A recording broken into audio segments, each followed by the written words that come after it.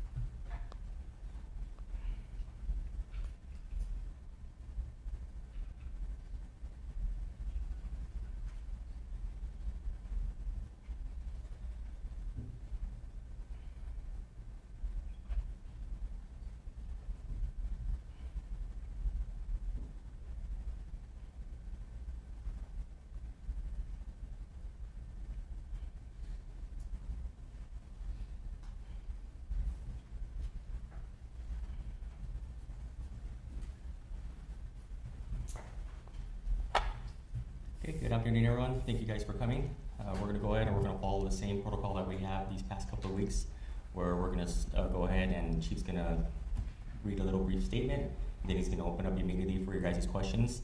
Out of respect, out of everybody's time, so everybody can get a question asked, we're going to go around with the microphone. So please just raise your hand, and then we'll go ahead and we'll try to go in order to ask your questions.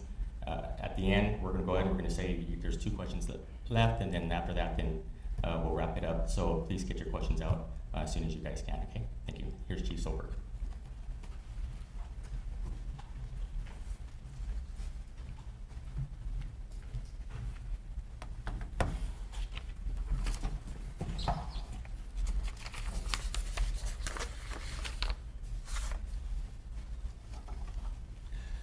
Good afternoon. Thank you for being here.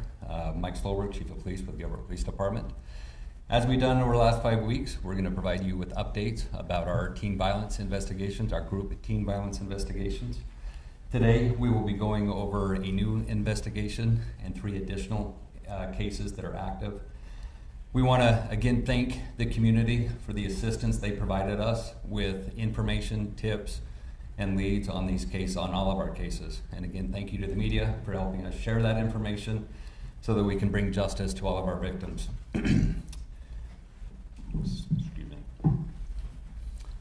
We will be going over videos. Last week we showed you some still photos. This week we want to show you some videos and some photos. I'll walk through those with you in a minute.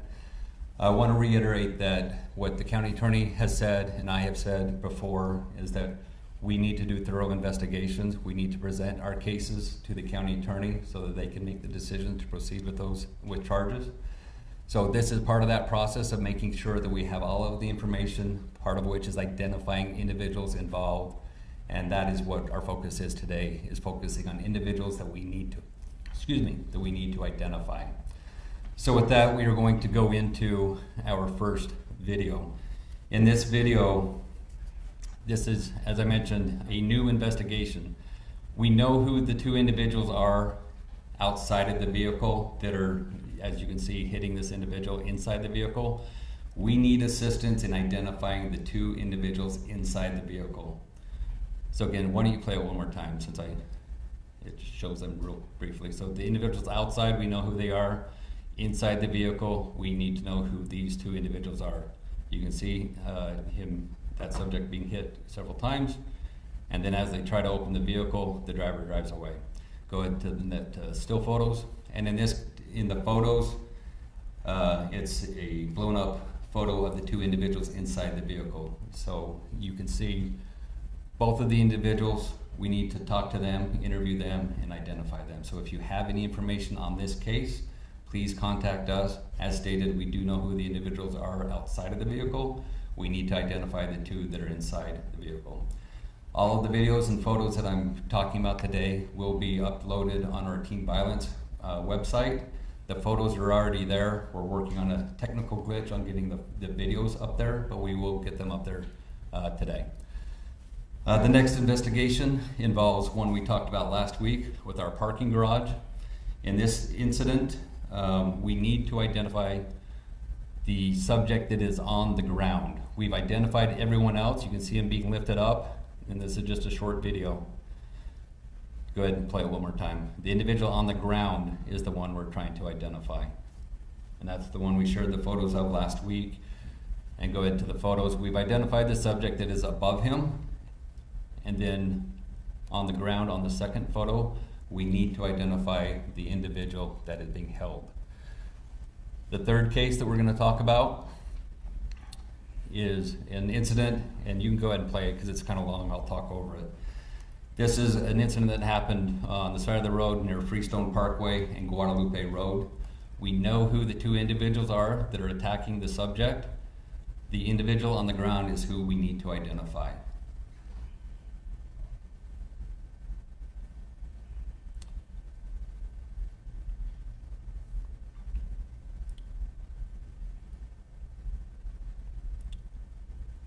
And as I stated, we know who the two individuals are that attacked the victim, but we need help in identifying the victim. Go ahead to the still photos.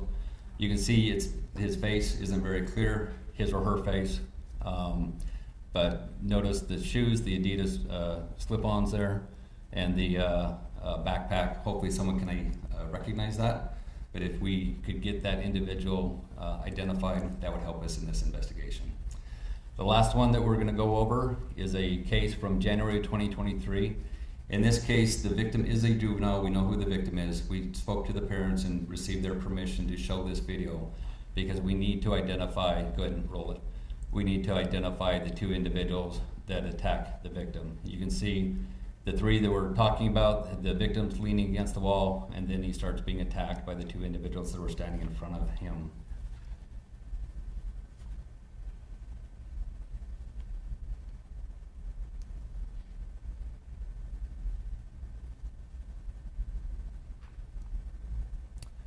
The still photos, we highlighted the two on the right there. Those are the two individuals we're trying to identify.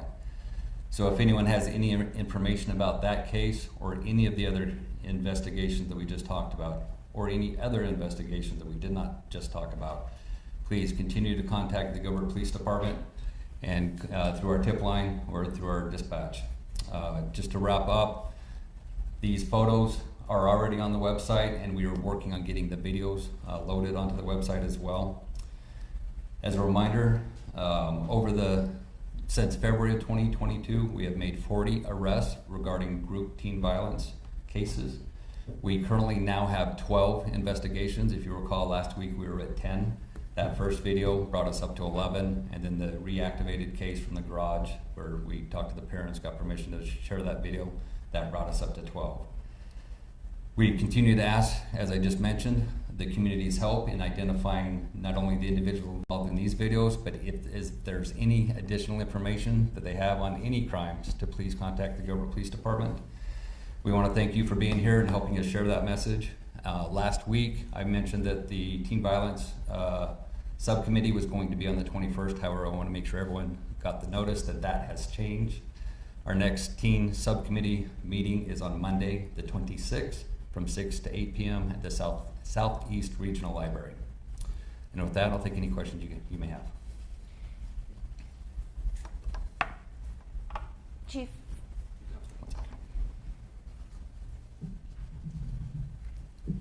Thank you.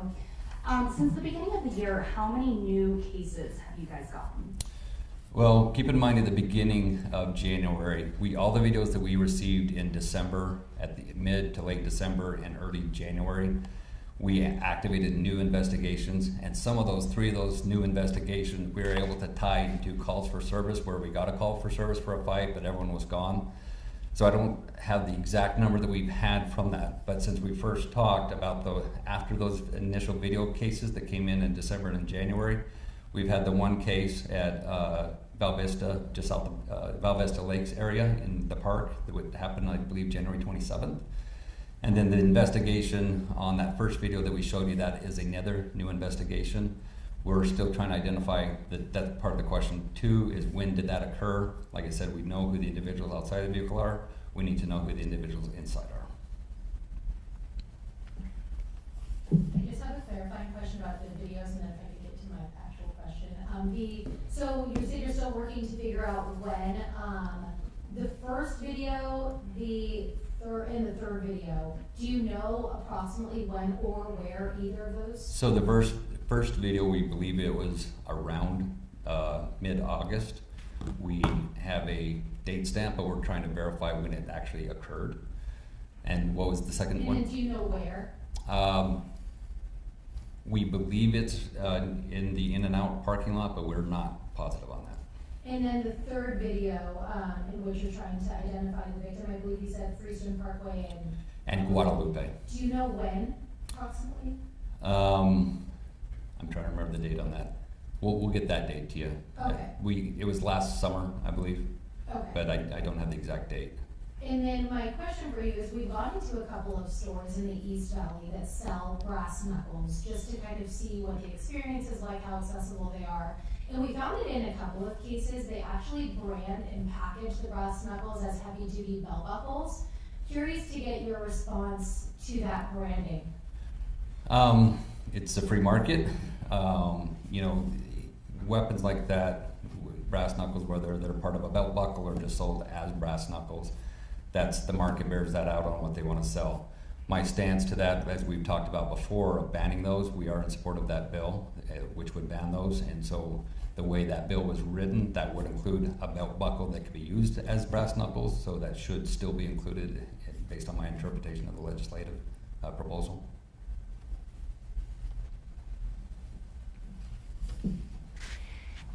Chief, as we've seen all these arrests, we noticed that a number of these attacks have been with a core group of young men who've kind of varied in attack to attack.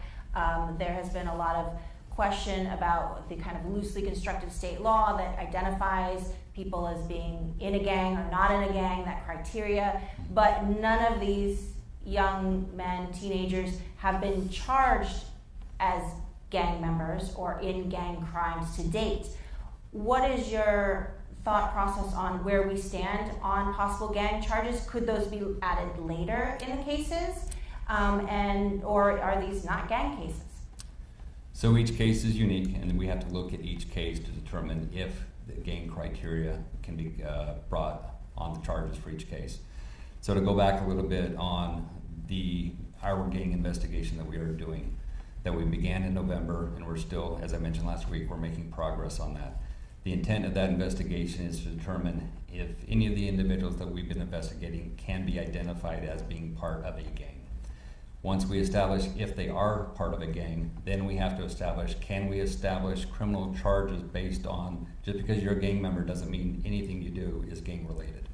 So then we have to investigate that connection between the gang status and their behavior to determine if that is gang related. And so that is something we will work with the county attorney's office, our investigators, working with the other agencies to investigate whether these individuals can be classified as a gang and if gang charges are appropriate. So not too late to add No, yeah, it's just like adding additional charge. If we obtain additional information which supports an additional charge, we would submit additional charges to the county attorney for review, just like any other charge. Let me clarify, if they've already been adjudicated, yes, it's too late.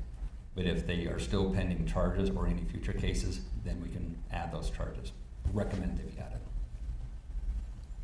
So we're starting to see a lot of ramifications for not only the suspects in these cases of teen violence, but also family members, in some cases coaches.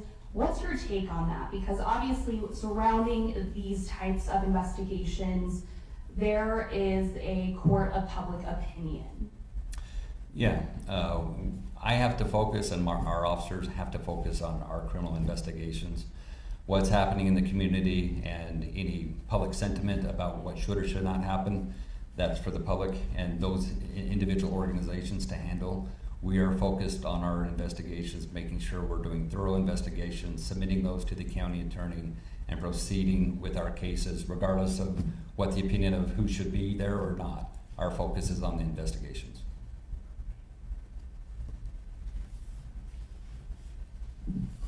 Hello, Elena with the Arizona Republic.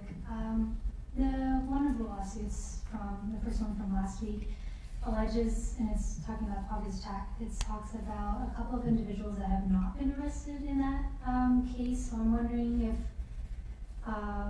well, I don't think it is because it's not part of the active investigations now, but is that case going to be reactivated, or have all suspects been, or potential people been interviewed? Can you specify which case? The August 18th Okay. in our attack.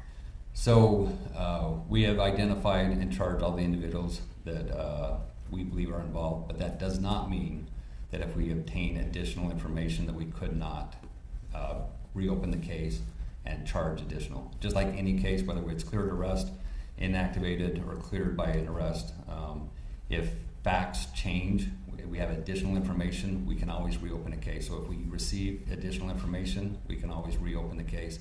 That case specifically is currently closed by arrest. As I mentioned, we made 6 arrests, but if we receive additional information, we will reopen the case and pursue charges.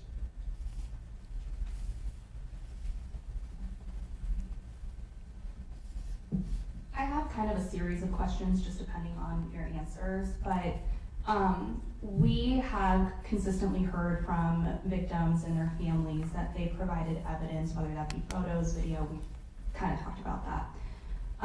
But in these cases, can you kind of talk to me a little bit about what the police department considers threats? What is a threat that the police department would look further into? Yeah, with threats cases, and like I mentioned before, each case is unique. When a threat is made, whether it's online, in person, we need to, for one, capture that threat, whether it be electronically, voice, recordings, whatever. We need to be able to evaluate that evidence to determine if we can establish probable cause. Each case is different and unique. We have obviously talked about several threat cases. 2 of our active cases are threat cases that we're still investigating. And in those cases, it's not just what was said. We need to build that picture, like I said, a full investigation of what's the context. Was there anything? So if I have a statement, I need to know through the individuals involved what was said before or after. Were there any gestures? It's more to just seeing something in writing or hearing something. There's often 2 sides of the story, and we need to know both sides. And is there any additional information that we can gather to help support a charge? Whether it's a threat, harassment, assault, we still have to do a full investigation and evaluate all of the evidence. And sometimes it's difficult to get all of that evidence, but that's what we need, is a full picture of what actually occurred. Just kind of a follow-up to that.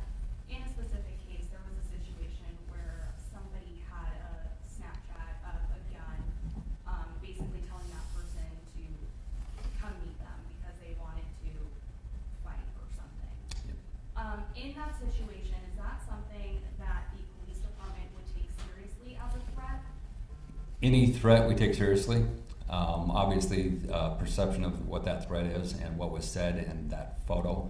But that's a case that is active, and so I'm somewhat limited in what I can tell you, but I can tell you we did take it very seriously. We still do take it very seriously. But going back to what I said, we need to have the full picture and making sure that we receive all of the evidence involving a threat. And sometimes that goes beyond just what's on Snapchat, what conversations took place between the individuals before or after. How was that threat made? Was there any threat made in addition to that? We don't want to pursue just one thing. We have to make sure we have the full picture. And in that case specifically, we are still investigating that and trying to obtain the full picture of that incident. Just one follow-up to that, sorry. There are just allegations out there that claim that the police department did not do anything to protect a potential victim or even after the fact, after there was already an attack. What is your response to those claims? So as I've said before, we actively investigate every case. So when a threat is made, we still have to establish probable cause. Part of that establishing probable cause is obtaining all of the evidence that goes towards that allegation. And in those cases, sometimes it takes time to retrieve and have that information provided to us. And then once we do, we have to make sure we still have all of the information. And so as that information comes into us, we evaluate it. Do we have enough to establish probable cause to make an arrest? So by not making an arrest that night or the next day does not mean that we did not take that or any other case seriously. We take every case seriously and we actively investigate each one, but we have to do a thorough investigation.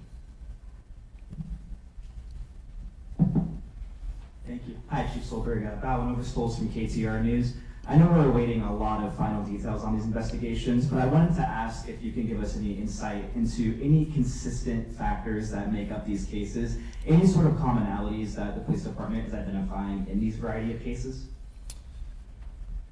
Some of those similarities will come out when we do the gang investigation, when we talk to you about that case and what the findings are from that. But as you've seen in these videos, and we've talked about it in the past as well, that some of these have been random, that it's just someone walking through a parking lot and they get targeted for some reason. In other cases, they know each other, they have a beef with each other for one reason or another.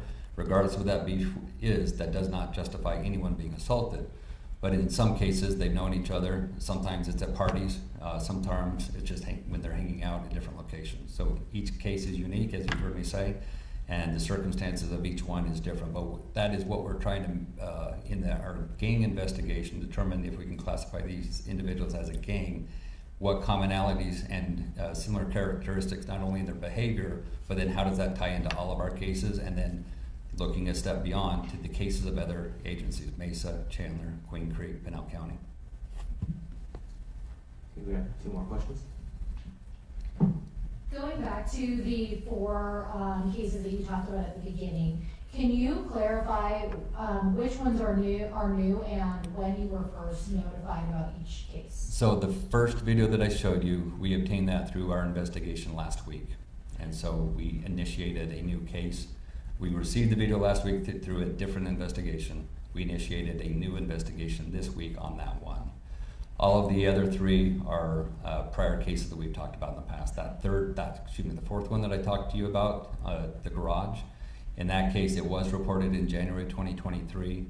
We worked with the victim and his family to try to identify the subjects that had attacked him. We were unable to, and as you saw on the video, we wanted to share it. We want to exhaust all means to try to identify the suspects that attacked him.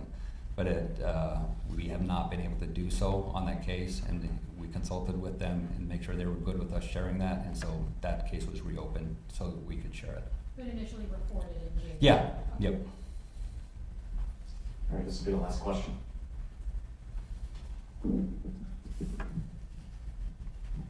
Chief, in regards to Riggs Elementary yesterday, was that a case of social media misinterpreting what was going on or the inaccuracy that you talked about? Or how did police determine that was not a real threat? Yeah, we received a copy of a screenshot from that case. And the information that was shared with that, not from the post, but from people who interpreted that, that's where the threat originated, was from the interpretation of what was said. We investigated that. We determined there was no active threat at any time by the individual involved or at the school or any other individuals. All right. I have have another one if they'll give it. Melissa's last one, Okay. just because I'm nice. The quick yes or no, first of all, did any of those videos that we see today come from search warrants of suspects in other cases' phones? So I will just state that through investigative means, we obtained additional videos. And then we've seen last night at the Chandler Unified School District School Board calls for the superintendent to resign, kind of developing out of this notice of claim that's come up. What are you telling your SROs now about how they should be proceeding and what they should be doing? Are you asking them to go back through their records? Are you asking them to keep a keener eye out to try to catch some of these things sooner? So I'm not asking our SROs to do anything different because they've been doing an excellent job with all of their cases and the way they handle all of their students and anything that happens at their school. We have 12 SROs assigned to all of our high school and junior highs. They're there 5 days a week, 10 hours a day at each location. We want to make sure that the students feel safe, the parents feel safe, and they do an excellent job of doing so. So we've asked them to keep doing that. When it comes to reviewing old cases, that's what we are handling on our side and with our detectives, reviewing any additional information that may or may not need to happen on each case. But our SROs, they're excellent officers and they do an excellent job building that trust with the community and the kids. That's what's key to making sure that community, being the schools, stay safe. All right, with that, thank you all for being here. We appreciate it. And don't forget the subcommittee on the 26th. Thank you. Thank you.